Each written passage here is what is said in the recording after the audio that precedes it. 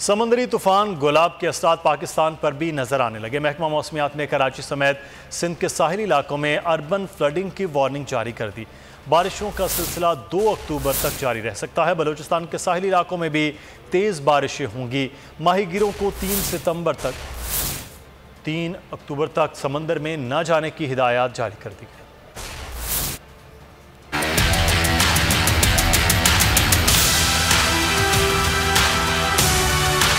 गुलाब के असरात, महकमा मौसमियात ने अर्बन फ्लडिंग की वार्निंग जारी कर दी।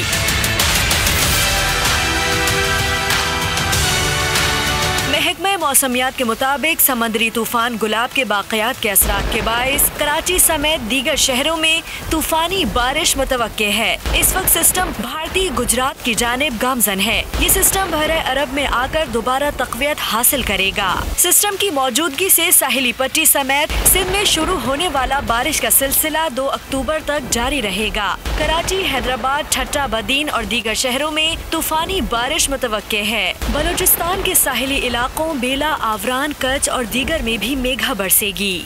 समंदर में तुग़यानी का भी खदशा है। इस दौरान लहरें मामूल से बुलंद होंगी। महकमा मौसमियात ने इस दौरान माहीगीरों को समंदर में न जाने की हिदायत कर दी। साथ ही शहरी इलाकों में अर्बन फ्लडिंग का खदशा भी जाहिर किया है।